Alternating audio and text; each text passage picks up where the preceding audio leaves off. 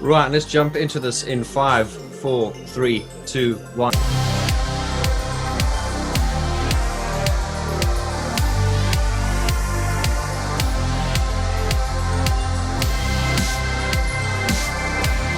Hi guys, and welcome to Geek Talk, where we talk deep and geek about pianos, keyboards, and synthesizers. And my special guest today is someone that is no stranger to us at all. It's Mr. Espen Kraft. Espen, how are you, sir? Thank you very much, sir. How are you today? Very good. I think the first time we talked was around about this time last year. We had our first Skype chat. It's been that long? Okay. It has, and we've recently upgraded to Zoom. But well, guys, you won't believe this because just as we logged on now, Espen and I've been trying to get started for 10 minutes because I could see him and he could see me, but we couldn't hear each other. Then he could hear me and then I couldn't hear him. And then the joke at the end was, oh my God, you wouldn't believe we did this for a living. Yeah, right. This doesn't mean all that much for my career. I can kiss that goodbye now, for sure. Well, there's no pressure on you now, my friend, because I believe you've become self-employed now. You've quit your day job. Is that right? I have. I did quit my day job November 1st, and it's been about 6 months in the thinking box if I was to do it at all. But I took a leap of faith, and so far so good.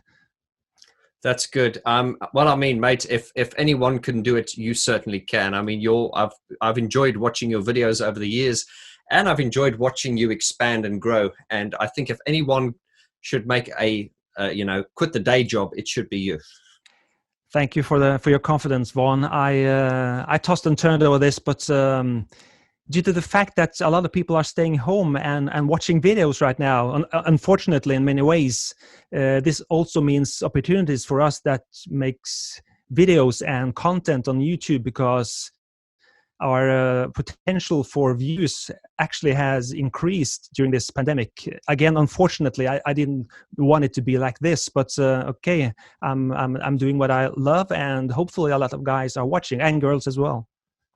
No, you're absolutely right, Espen. It's been a very, very difficult and challenging time, but I think it's trying to harness the positive opportunities in life. And I think as far as you and I are concerned is as creators, educators, and just bringing a bit of entertainment and helping people escape from the doom and gloom of everyday life. Yeah, I know. Earlier this year, my kids were home from school, and my wife as well. I am married, if anyone was wondering about that. And in Norway, we have they're back at school now. My wife is at work, so we're pretty compared to some other countries. We're having it okay here at the moment. But I wish for all this to be over, so we could go back to living normal lives again. And well, it's been cumbersome this year. I admit to that. Sure. Well, here's a very direct question. I know you're married and you have a family, but one of the first things that crossed my mind, as it would with any friend of mine that went self-employed, what did your wife say when you wanted to make the leap? Well, everyone that has a girlfriend or is living with another person or are married, the other person, especially if it's a woman, they care about bills getting paid. Yeah. If the bills are paid, they're happy. I think you're right, Espen, because there's the saying that goes, the difference between the men and the boys is the size of their toys. And I think women definitely have this more responsible, grounded side to them. Whereas, I mean, look at you and me, we're just big kids, aren't we? Yeah. My wife has been very supportive. She knows that music is a big part of my life. From the first day I met her, I told her that she'd always compete with my passion for making music, and she'd have to accept that. And she did, and she's still by me after all these years. And she knows that this was something I really wanted to do. I really wanted to. I did it in the past. I lived off music for 15 years before I met her, so I have done it in the past. But it's the first time for me doing it, supporting a family as well. So it's daunting, but hopefully it'll turn out fine, and she has my back. Yeah. Well, full respect to Mrs. Kraft. I think it's very important to have someone by your side that supports you 100%. Yeah, I'm lucky. Right, Espen. Yeah. So before we jump into it, obviously a lot of your subscribers are my subscribers. And when I put up the advert the other day that we were talking, someone said, "Oh, two of my two favorite YouTubers," which Nice. which I thought was very flattering. And obviously, I will to the guys from my channel, from the Vaughn George channel. If you haven't heard about Espen Kraft, my first question is, how can you be a fan of my channel and not know about Espen Kraft? Because there is a sort of cross-pollination going on here. And Espen, basically, Espen, tell us just a little bit about yourself.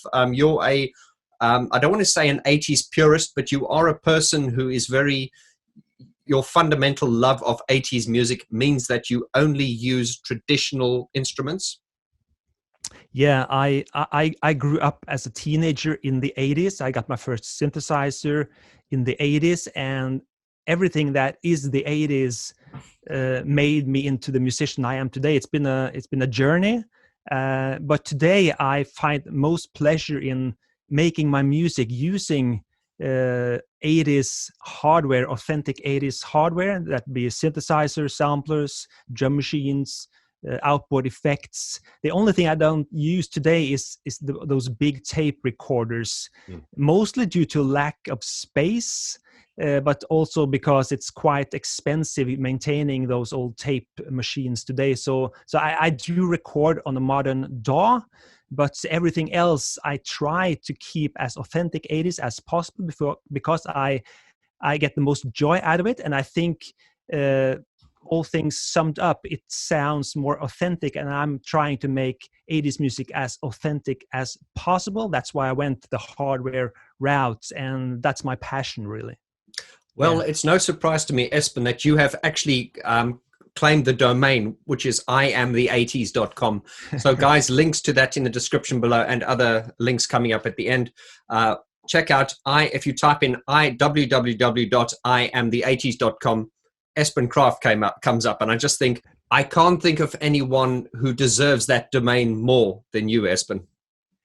Thank you, Vaughn. I just started saying that in videos a while back. I don't know why I said it. I just found it to be a cool slogan for me.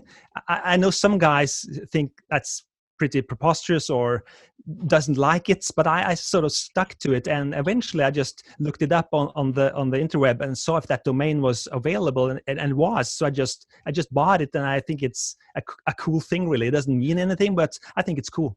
Well, you take it from me, my friend. You wear it and you own it. So that is yours. Absolutely. Many thanks. Now, we talked about this on the first, I don't like to say interview, but on our first chat, we talked about how, plugins have come very, very far these days. And, it's very difficult to sometimes do A/B comparisons and actually hear the difference. However, I think you and I both agreed that it's not so much just the sound, but it's the actual tactile usability of having the physical instrument in front of you that inspires you to work in a different way. It is. I'm not saying that plugins are inferior to hardware these days. On the contrary, I think you can do, and people do make whole productions using plugins, and it sounds incredibly good.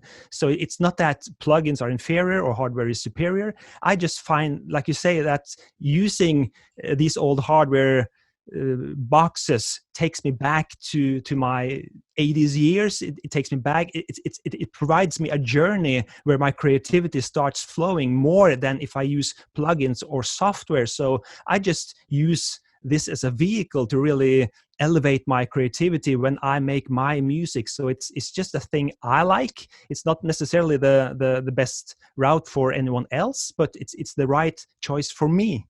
Yeah. Yes, absolutely.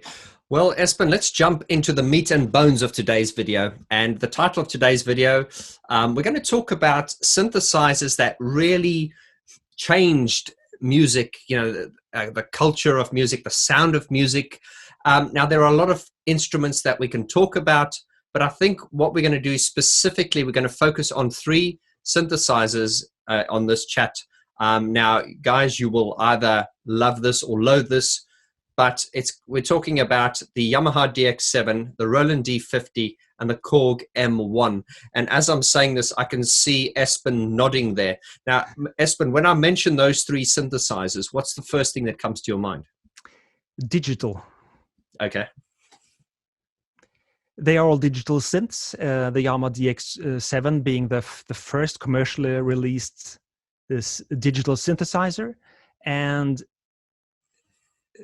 as opposite to many's beliefs, digital synths are really the essence of 80s pop and synth pop, because up until the DX7 in 1983 and some years after that as well, analog was really dying, taking its last breath. People were actually kind of tired of analog synths. So when Yamaha released the DX7, it was a breath of fresh air for every synth freaks. And what came to define the 80s synth pop and pop was actually digital synths. You had the Fairlights, the Synclaviers, and other digital platforms coming on.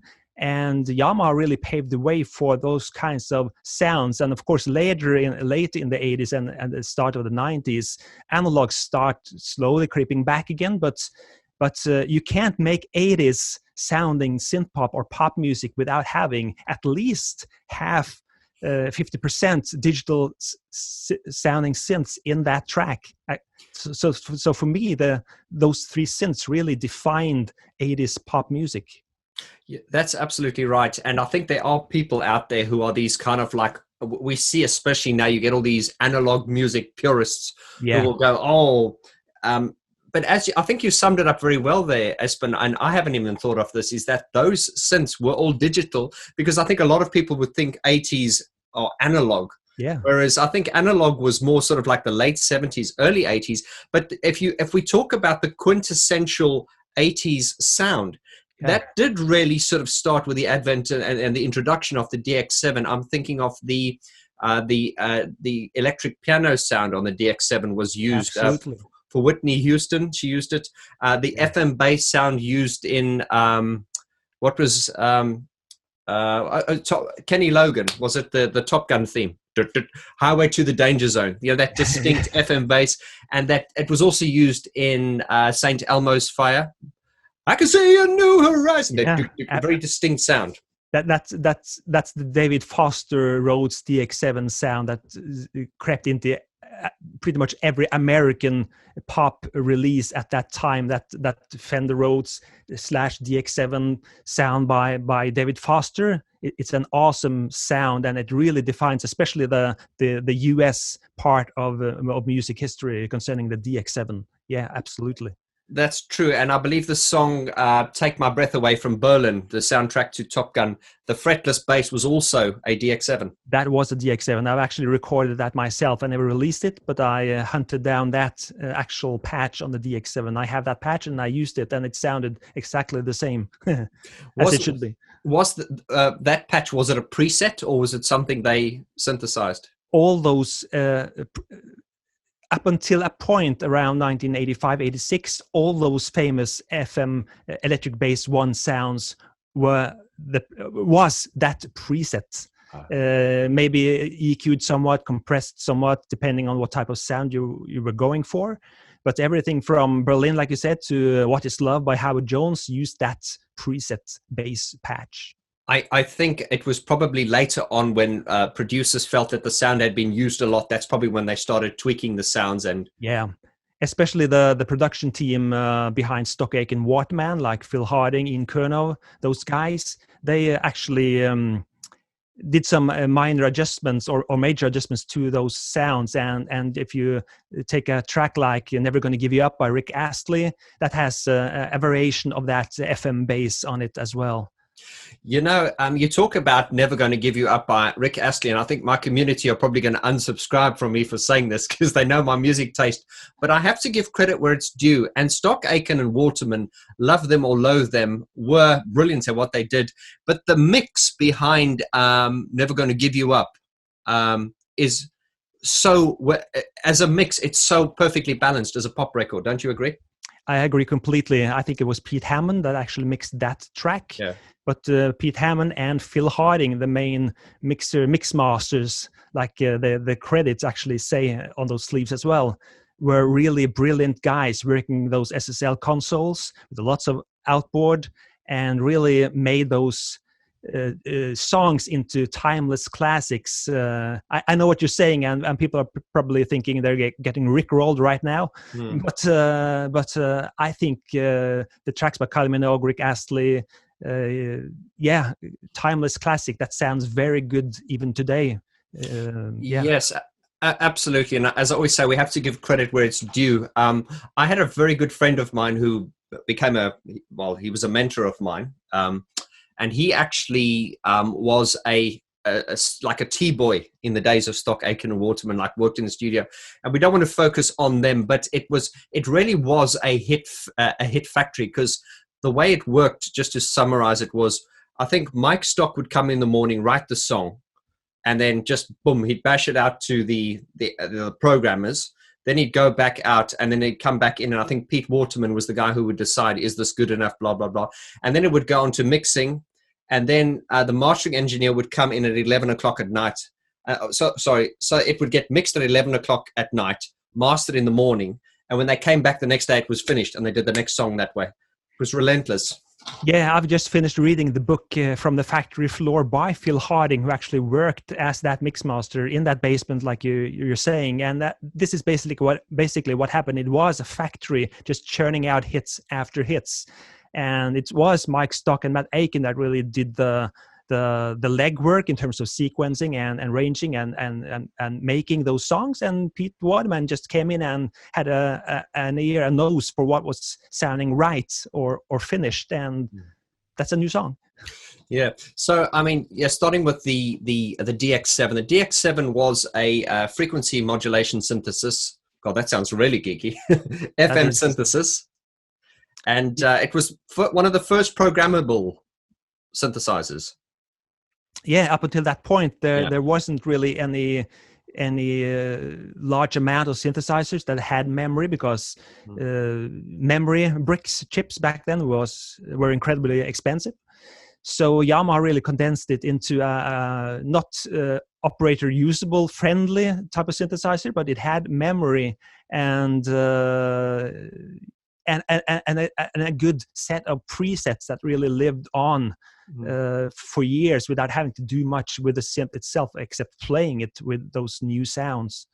I think this also was the time, because before then synthesizers were very complex and complicated, to get a sound. But now you're getting a machine that's got a lot of presets and it's very usable. So you, as a musician, you didn't need to be a programmer. You could. It was instantly kind of tactile and inspirational, and that is why I think it's opened a whole new generation of musicians. It was user friendly in the sense that you had a very good keyboard with velocity and aftertouch, and you had those great presets, but the operating system and have to make your own sounds, that was far from user friendly. And that's why so many third-party manufacturers of sounds grew up in the presence of the DX7, because very few knew how to program it at all. And today it's the same thing. Hardly anyone knows actually how to program those frequency modulated synths like the DX series from Yamaha. It's actually not that difficult, but you can't compare it to an analog subtractive synthesizer where you can just filter out the sounds. It's another way of thinking, so you have to start fresh in a sense. But if you do the legwork and do some time with it, forcing you to understand it, it's actually not that difficult. I see. As we say, love it or loathe it. It did change. It changed music, the way everyone knew it back then, and it sort of started. I believe that a lot of synthesizers these days, that even the latest Yamaha, is it the Mofax? No. What's the latest workstation they've just released? Anyway, it's a lot of its architecture is based on that FM synthesis, as far as I know. Yeah, Yamaha is still using their legacy of groundbreaking work in FM synthesis and really put that into all those new workstations they're coming out with. So I think some of them even are compatible with those old DX7 sounds. I think you actually can transfer some of those sounds to those new workstation. If I'm not, you guys watching, you correct me if I'm wrong, but I think it's like that today. Yeah.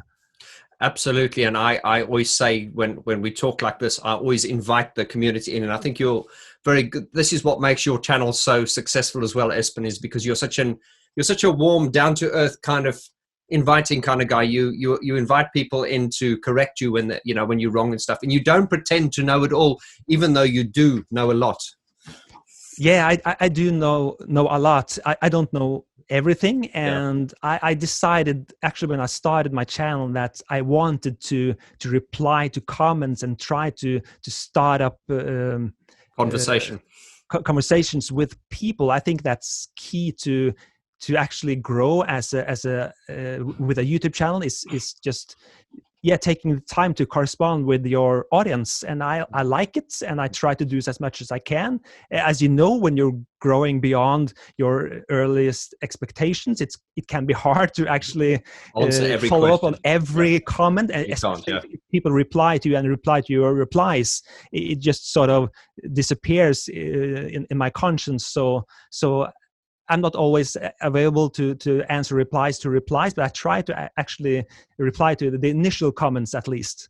Yeah, no, it's. I think people can understand that it's. I think like myself, I would reply to every comment, and then it just gets to a point where and then you feel bad that you don't reply to all the comments, but it's just not possible, is it? No, it's not possible.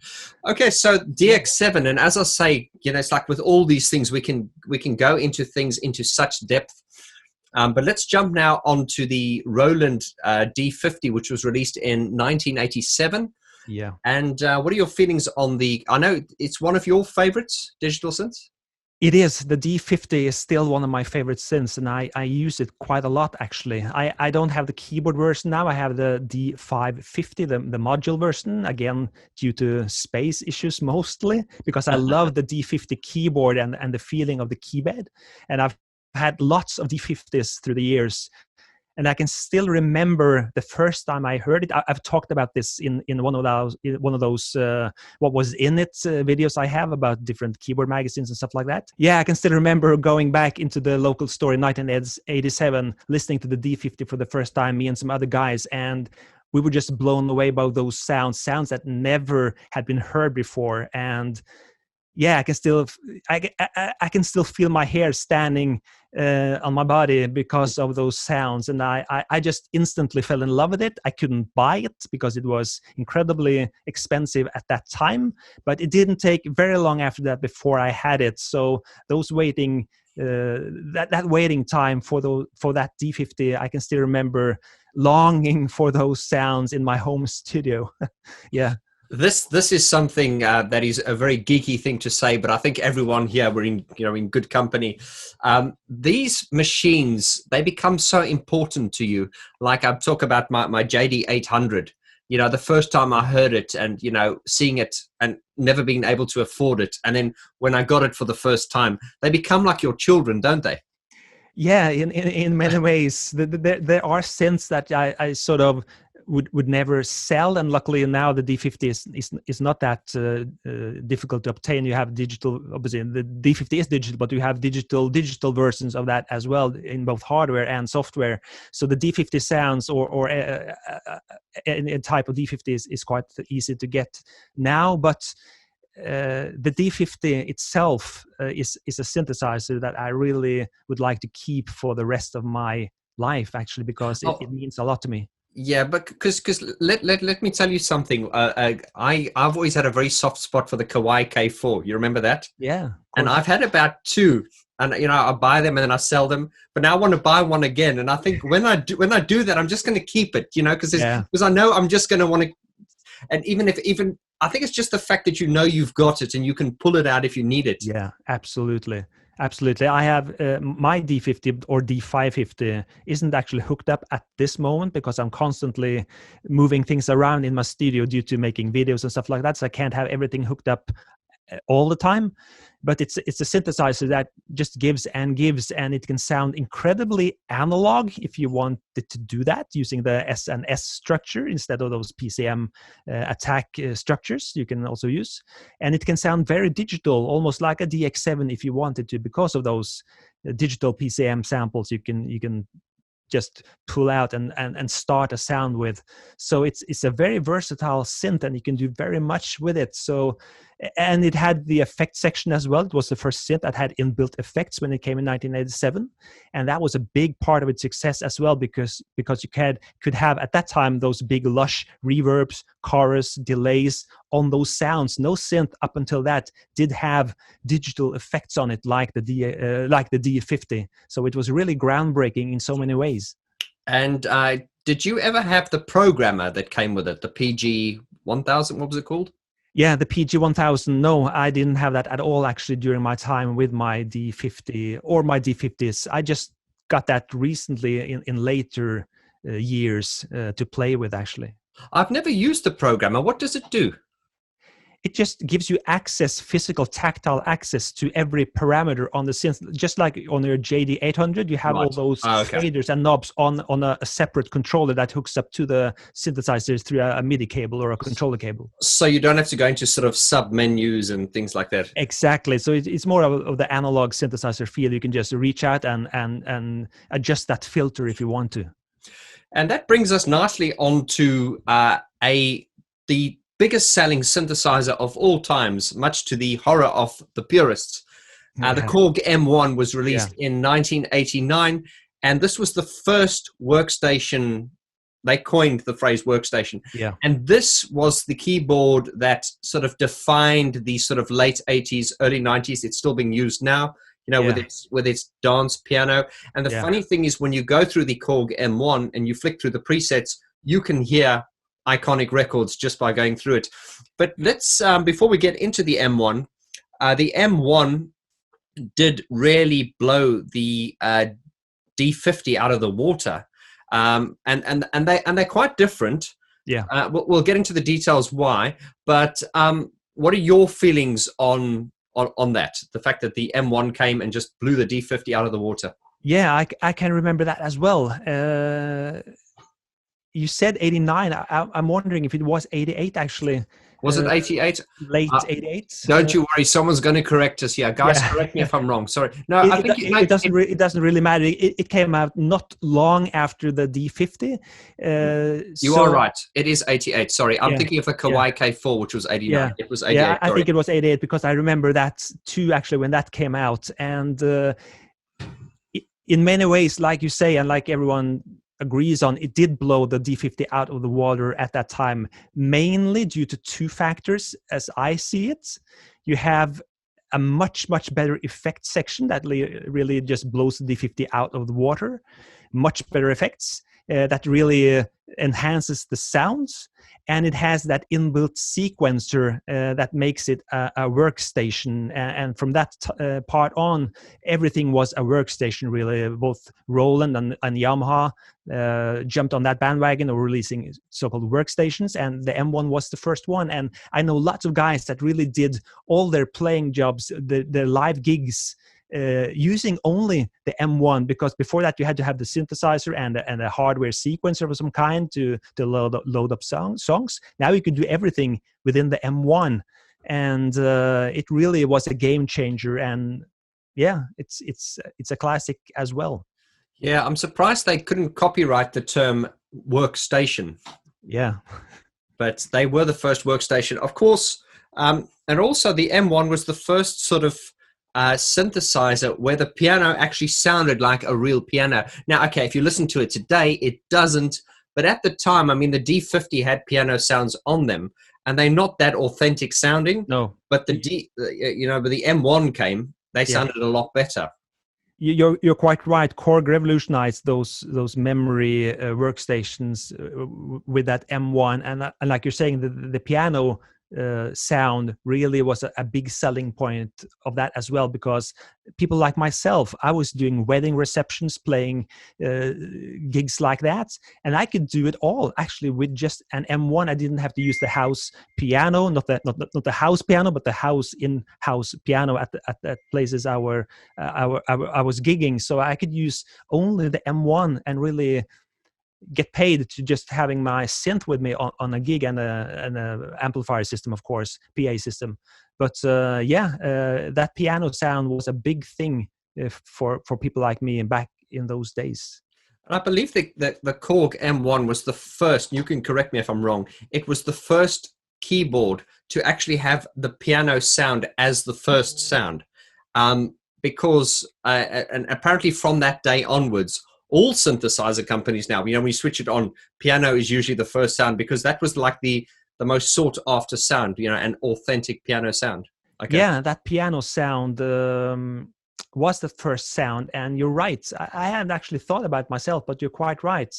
Thinking back to all the modules and synths I tested and used and owned after that, that piano sound for many years was the first patch in a new synth. You're right.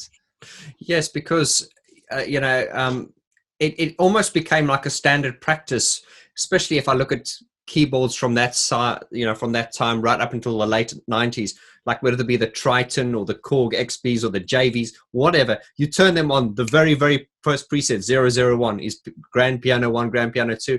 And I think that was kind of like the defining factors, like, is this an authentic piano sound? And that's... Yeah, I agree. Workstation and synths were judged by that piano sound by many musicians, actually. You're quite right. Yeah. And it is funny because the piano I use these days, the digital one, is a Kawai MP7 SE. So that's like flagship top of the range Kawai piano. And it sounds like I've had like real kind of pianists type. They go, wow, it sounds amazing. Yeah. But the funny thing is that if you take the Korg 1's piano sound now, or even the Roland D50's piano sound, at the time they sounded realistic. Now they don't sound realistic. However, they became their own sounds in their own right. You know what I mean? Although they don't sound completely like a piano, sometimes you want that synthesized piano sound in a song because it just sounds better depending on the song. Absolutely. I adore that. I have an Emax. I think you have an Emax as well. And I actually enjoy and prefer that piano sound in that Emax.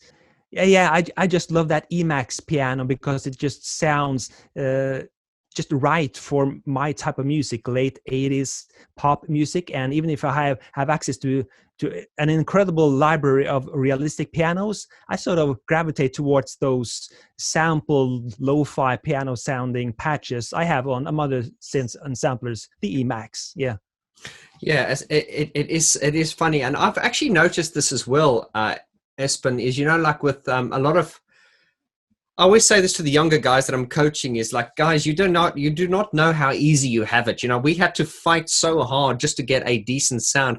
But if you listen to the presets, on just, cheap home keyboards, how great they are. But if I look at like some of the top of the range workstations these days, and even like with the Roland Integra, they've got those supernatural sounds. Those sounds are so realistic, they are so authentic that they almost lack character. Yeah, exactly. I know exactly what you mean, and I'm not saying you shouldn't use realistically sounding pianos or grand pianos in your music, but for an aspiring retro-inspired artist, and I'm that myself, I also tutor a lot of people, and I have been tutoring people a lot through my years. And when you're making pop music, and especially if you're trying to emulate the 80s pop music sound or synth pop music sound, you actually shouldn't use very realistically sounding big library instruments like grand pianos, 100 gig grand piano, because we didn't use that in the actual 80s. We used those 12-bit lo-fi sampled piano sounds, and that's what you're hearing on records. Even the Fairlight and Synclavier pianos weren't that realistically sounding at all. So So if you're doing this kind of music, you should probably not be using those high-end piano libraries unless you really want to, and that's your type of thing and the sound you're going for. So I have lots of libraries. I never use them.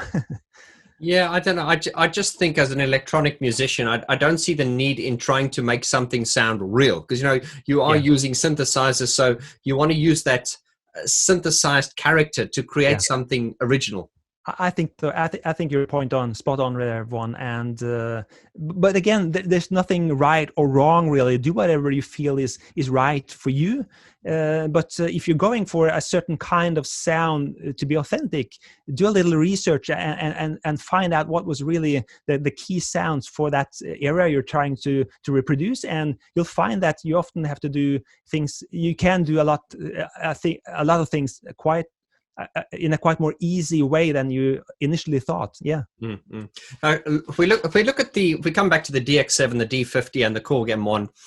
The Korg M1 is still the biggest selling synthesizer of all times, and I've had purists say Vaughn is not a synthesizer; it's a ROM player or a ROM player, and I'm like, okay, it is a synthesizer because it uses synthesis, and we're not going to get into that. No, the Korg M1 did sell.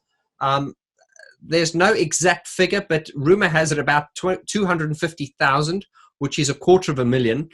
Yeah. And any synthesizer company that sold maybe tens of thousands, you could call that a success. But to sell 250,000, and it makes sense, Espen, because if you think of the Korg M1, I remember seeing that when I was a kid, because every band that was playing, you saw Korg M1. It didn't matter if it was a rock band or a folk band or a gospel band or a Latin band, they all played it. And an interesting thing with the when they rolled this machine out was the guys at Korg decided they would ship it to every country with exactly the same presets, because the guys watching here, I don't know how many of you know this, but a lot of keyboards, when they're shipped out to different countries, they have different presets depending on the countries they're going to. Whereas the Korg made the decision, we're going to roll this out with 100 presets and they're all going to be the same. And that was a risk, but it just turned out to be genius. You want to elaborate on that, Espen? Yeah, I think you summed it up perfectly. That's exactly what happened. And that's part of the success, I think, because everyone got in on those now famous classic sounds, but it meant that you summed it up perfectly. I think that was a big part of its success as well. Yeah. If we jump to the D50, when I think D50, I just think that bell sound, the D50 bell sound, and that pad sound. Yeah.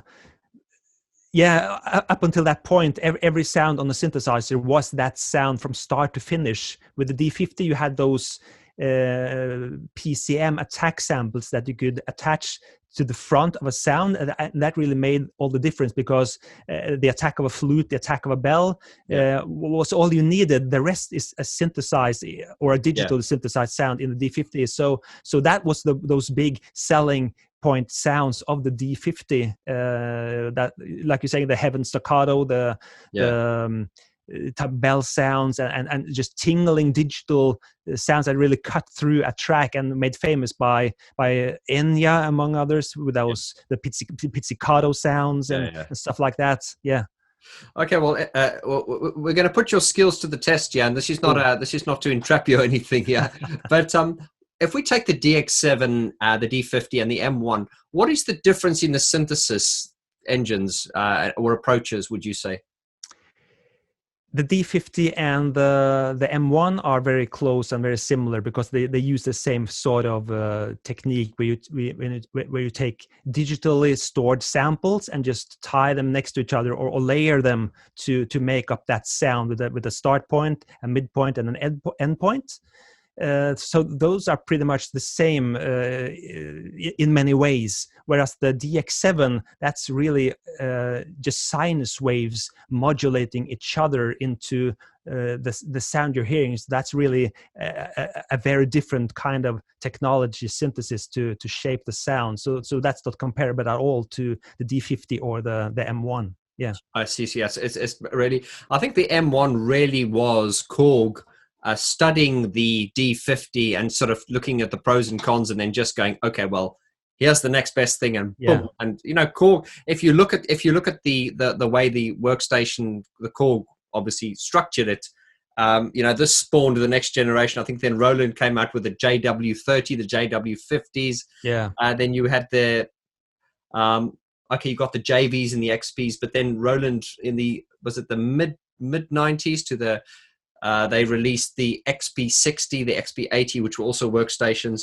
And this and all these, although every synthesizer company's got their own way of doing things, a lot of the architecture was reverse engineered from the M1, I feel, Yeah.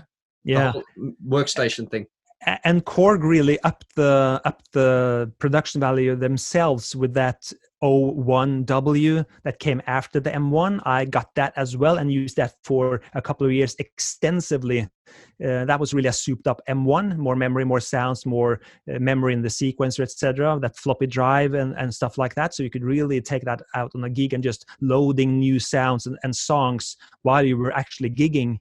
And after that, the Korg Trinity, another very high-end workstation at the time. I got that as well and gigged with that for actually several years with my band at the time. I toured with the Korg Trinity, which really, and it did have some of the old M1 sounds, of course, and even better piano, like we talked about earlier. So Korg really had that workstation segments pretty much in a firm grip in many ways during the 90s.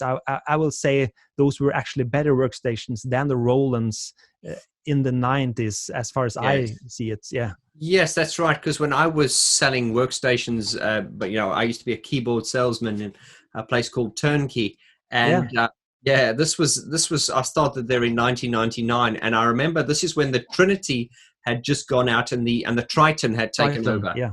And I think the Triton was on the and then of course Roland's rival machine at the time was the XP60 and the XP80. Although I found the Triton, it had the touch screen. It just seemed a bit more advanced.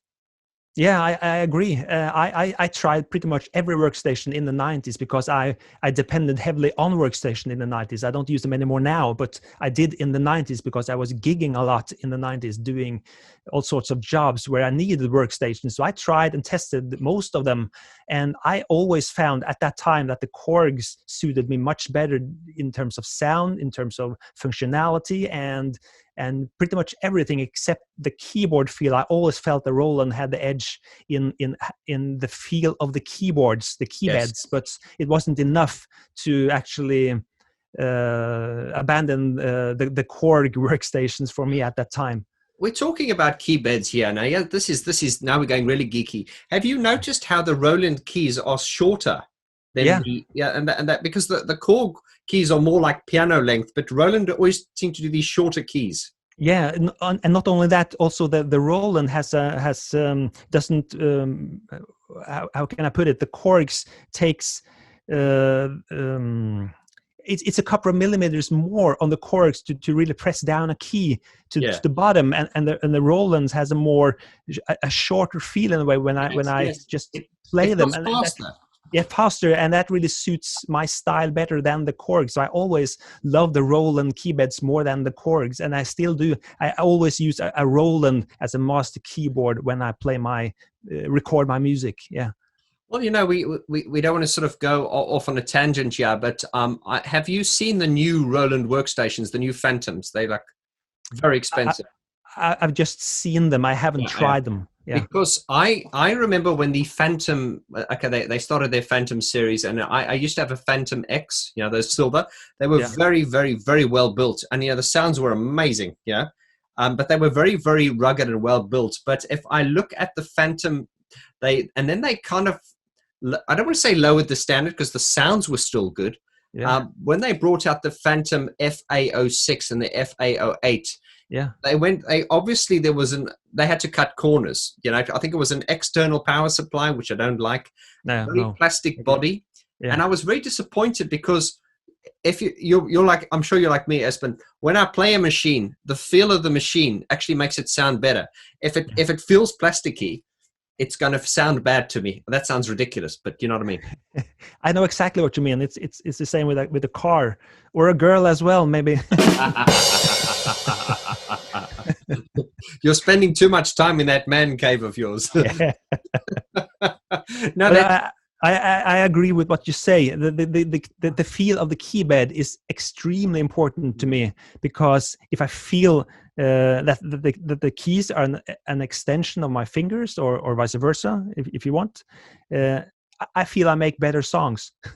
Yeah. I have to have that good feeling playing the keys. So there's lots of synths in my room that I never really play on at all. I hook them up through MIDI and play them from a master keyboard, because I can't stand the way they feel when I play them physically. You're right, actually, because it's that sluggish feel, which is, I mean, that is why I do love the old JD800. I mean, it's got an amazingly quick action, and Roland do have their great action. I always found the keys looked a bit smaller. They're not. They're the same width, but they're just a little bit shorter, and they have this. It just feels like a much quicker action.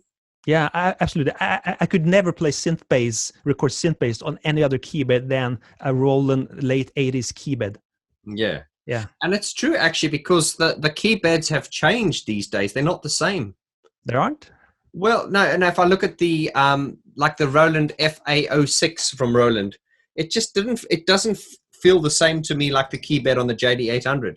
Oh, or maybe that could be my because the FA06 was so plasticky. Maybe it's just I could be wrong. Maybe it is the same. I don't know.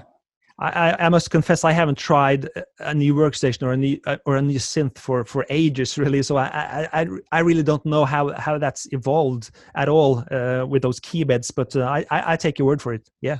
I personally think, Espen, because I was looking when the Roland just released their new workstation. People sent it to me and they said, "What do I think?"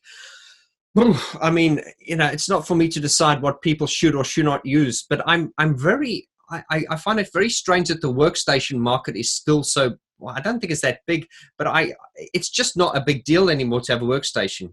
You know what I mean? It's not the modern way forward, is it? No, like you're saying, I'm not here to tell people what to play or what to buy or use. Use whatever or buy whatever you feel is the right decision for you. But I don't really see the need for a workstation anymore as well. If you want to have drums, synthesizer sounds, piano sounds, strings, brass, etc., and record everything, just use some libraries, install it on your DAW and record it there from just a master keyboard. I don't see the need for a workstation type keyboard at all, actually, myself.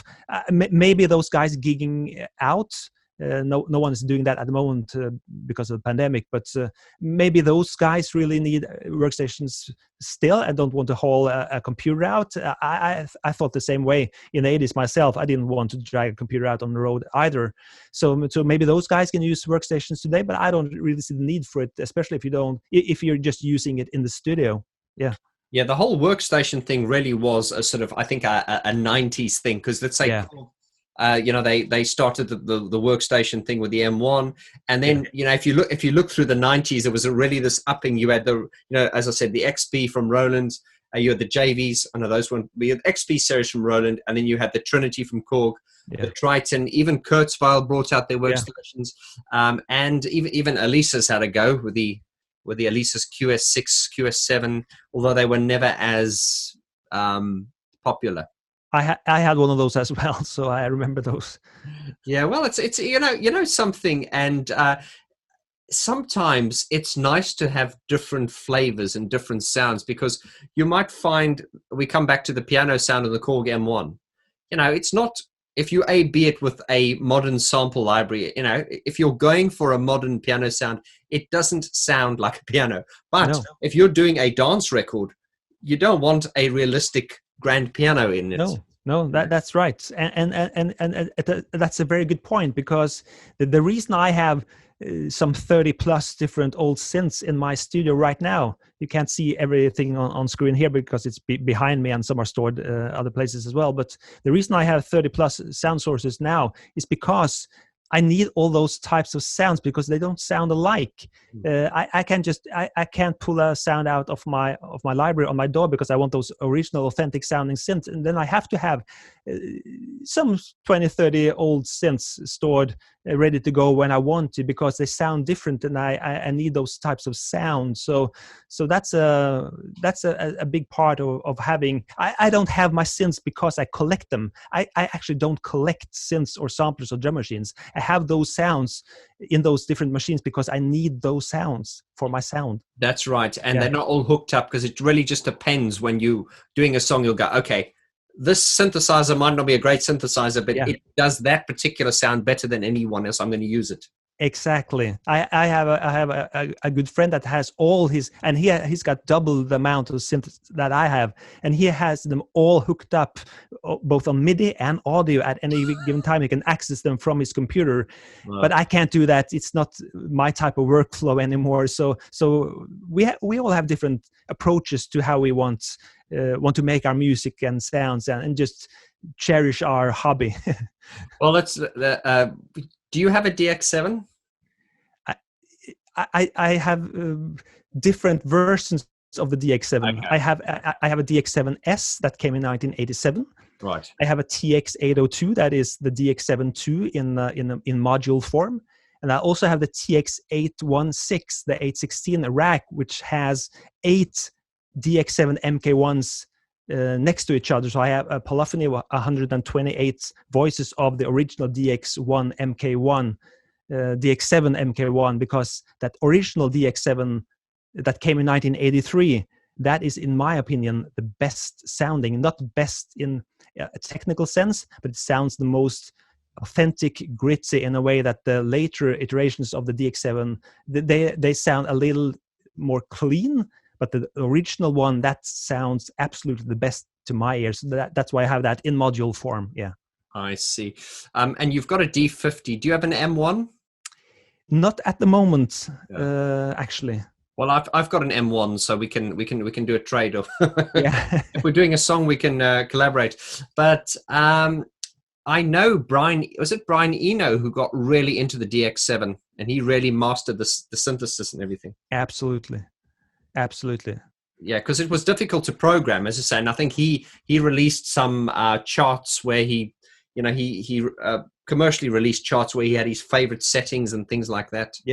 I know, and I can tell you something else as well. That if you guys are watching, check out the Yamaha TX816. I have actually a video on my channel about it, but that's actually eight different DX7s in one box. And if you take the same sound and program that in on all 8 modules, and you just detune them slightly different and play a chord with lots of reverb, you have FM heaven. And if you watch the Top Gun movie and listen to that intro song, that bell sound that starts the Top Gun theme. Oh yeah, Yeah, that's before the guitar plays, just that big bell sound, the tubular bell sound that just starts that intro when when the camera zooms in on the hangar ship and you see those F-15s take off. That sound is actually the TX816 with all DX7 cards playing that same sound, slightly detuned, lots of reverb. That's an amazing sound. Well, here's a geek alert. That wasn't F-15, they were F-14 Tomcat. I stand corrected. Sorry about that. There's going to be like a geek meter. Espen 1, Vaughn 1. It's like I love it. We should do these chats more often. Yeah, we should. I was going to say, so would you, just sort of summing up, and we say sum up that, we can't come to a conclusion because there's so much we can talk about, but would you say it's a fair assessment to say that the DX7, the D50 and the M1 were the sound of the 80s in a commercial sense, really? They were among the sounds of the 80s, and they're diplomatic answer. I like that. Yeah, they're necessary to sum up the 80s. So you have to include those 3 synths when you sum up the sound of 80s pop music or electronic music in general. Absolutely, yeah. Well, okay, what would you say are a few honorable mentions that didn't make it onto that list? Let me say it by stating the fact that, or at least I think it's a fact, that if you have to if I'm to say a little bit more about what's defined the 80s electronic pop music sound, it has to be the inclusion of samplers, because samplers are really the key ingredient to the sound of the 80s, because all those drum machines, digital drum machines, and the way you just sampled sounds, that's a big part of the 80s sound. And that's, of course, a digital technique as well. So the DX7, the D50, the M1, and samplers, that's really what you need to make a truly 80s sounding record today. Yeah. So go on, drop a name of your preferred 80s sampler that you would use. I'd have to say the Akai S612 maybe, and the Roland S50 in a way, and the Emax. Yeah.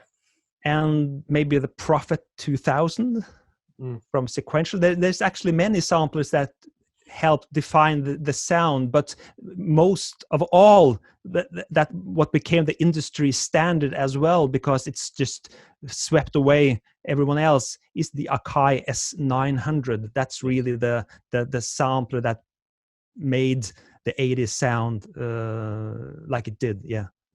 Well, you know, everyone knows me on the internet as the kind of Depeche Mode guy who just loves Depeche Mode. And obviously on my Depeche Mode album review series, when I started doing it, I had the samples that they used, but I had them in EX24 format. And they sounded great, but it wasn't until Simon, my mate, brought the original Emax here and loaded them with the actual discs.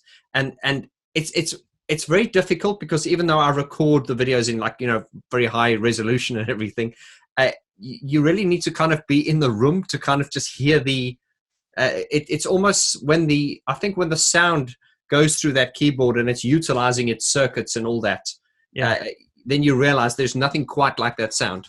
I know. I actually have those samples as well on my Emax, so I know exactly what you mean. And just to clarify those, I told you about those earlier samplers. I just have to not correct myself, but elaborate a little bit, because I know there's a lot of people just typing down comments right now. Of course, the most significant samplers of the 80s were the emulators, the Fairlights, and the Synclaviers, but those were really high-end systems that really the high-end producers and artists had access to. For everyone else, it was those smaller samplers like the S900, the S50, the Akais and Mirage, etc. Those were the samplers for people like us. So that defined a lot of the more independent type of releases, but of course Fairlights, Synclaviers, and emulators were the big thing that defined the 80s as well. And back to you, Vaughn, the Emax with the Alan Wilder sample sets and stuff like that. Of course, I have those as well. I don't use them, of course, in my own music, but it's always fun to just press that key and hear that start of the all those different type of songs that are iconic, of course, and it does sound different coming from the real thing that in another format playing from your DAW. Yeah, absolutely. Yeah. Well, I've just realized now that we can do so many more videos. We can do one where we can talk about samplers. Indeed, when I put this advert up, and I tagged you in it on Facebook, I think one of your subscribers or one of my subscribers, forgive me, I don't have your name, but he actually said something along the lines of, shouldn't we talk about, I think, the most underrated synthesizers? Yes, I think that's sorry to you, my friend. I should have taken note of you. I always like to give shout outs to people who make suggestions, but I think that is also a good suggestion for a video, is, you know, those synthesizers that were kind of underrated or didn't get the praise that they deserved. I'd love to talk to you about some of that as well. I have a few favorites myself that are really underrated that I think deserve some recognition. So I'd be more than happy to join you on another time to discuss and talk about those types of synthesizers as well, or samplers. Yeah. Well, Espen, let's open the comments to the guys watching this. Guys and girls watching this, please leave your comments below in the description area. And just first of all, anything you want to say about this collaboration. Do you want to see more of the Vaughn versus Espen collaboration? And, you know, any comments or any subjects you'd like us to talk about? How do you feel about that, Espen? Sure, I'd be up for it anytime. Yeah, absolutely. Love it. That's great. And I'm going to end this with a silly question, because I was talking to, I sound like I'm names dropping now, but I'm not. But, I was interviewing Gareth Jones the other day, and I was talking to him, and I asked him a question. He really keeps you on your feet when you talk to him, because he's not only very intelligent, but he's very like spiritual. He's like a guru, like a Yoda. Okay. And yeah. I asked him this question. I go, "What's your favorite?" And he says to me, "Vaughn, are you a parent?" And I went, "No, I'm not." He said, "What I usually do is when anyone asks him what's your favorite, he goes, like you, Espen, you've got children. They'd say, 'Are you a parent? Which is your favorite child?'" You can't. But I'm gonna still ask the question, because this is just what I like to do. Yeah, sure. If you were on a desert island, yeah, and okay, you probably wouldn't have electricity then. But if you were stuck on a desert island and you had the choice, you could only have a DX7 or an M1 or a D50 for the rest of your life, which one would it be? I would pick the D50. Yeah. Okay, unanimous. You're quite unanimous on that. Yes, between those three, I'd pick the D50 in a heartbeat. Okay. Well, that wasn't difficult then. No, it wasn't. But it has some limitations compared to the others in different ways. So none of them would be well. If I were to take only one, I would take the D50. But that doesn't mean that I don't love the two others, because I do love them as well. Espen, this is what we had when we worked on music. I started my music production sort of in the 90s and stuff, and we had limitation. And this is what I'm always saying to the younger guys is limitation is your friend. Absolutely. So you impose limitation upon yourself. Absolutely. That's a very strong advice. And I often put myself in a situation in the studio where I force upon myself limitations when I start a song, because those limitations were there in the 80s, and that really drove my creativity, because I just had to make that track work with the gear I had and with those limitations. And if you have too many options, it can really stifle your creativity in a really bad way, and you'll end up having done nothing at the end of the night or end of the day, because you had too many choices to choose from. So I like to force upon myself limitations by using only one synth for all the sounds in a song, etc. I like it. They say necessity is the mother of invention. I love that saying. Yeah. Nice. Right, guys, to you guys watching, comments below, let me know let us know what you thought of this video. What other subjects would you like Espen and I to talk about on this very exciting collaboration? I have missed you, mate. I do watch your videos, and thanks. I know you're probably just as busy as I am. I probably don't watch you as much as I should, but it's good to know you there, and I can always lean on you if I've got any questions. So to you guys watching, it is iamthe80s.com. Great. Oh my God, that is such a, I'm sure there are people that are going to kick themselves. You could charge a lot of money for that. It's iamthe80s.com. He is Espen Kraft. But if you haven't subscribed to his channel, you should. And I think most of you who are subscribed to me know who Espen is. And Espen, it's an absolute pleasure and a joy speaking to you. We should do this more often. And I look forward to seeing you soon. Likewise, Vaughn, I love being on your show, and same to you. I love you. I love your channel. I love your success. I love your growth. And I especially love that you're so devoted to the Depeche Mode, because I love Depeche Mode as well. I couldn't make videos talking about them for hours like you do, but I really love what you're doing. And I really enjoy that Dave Bascom interview you did earlier. Okay. I really enjoy that a lot, and I ate lots of breakfasts to that video series interviewing him. So I really enjoyed it. So please make more videos like that. Well, absolutely. Coming from you, that's a huge compliment. Espen, my friend, all the best. Be safe, brother. And I look forward to seeing you in the next video. The same. Thank you, Vaughn. Cheers, brother. Bye. Cheers. Bye-bye. Bye-bye.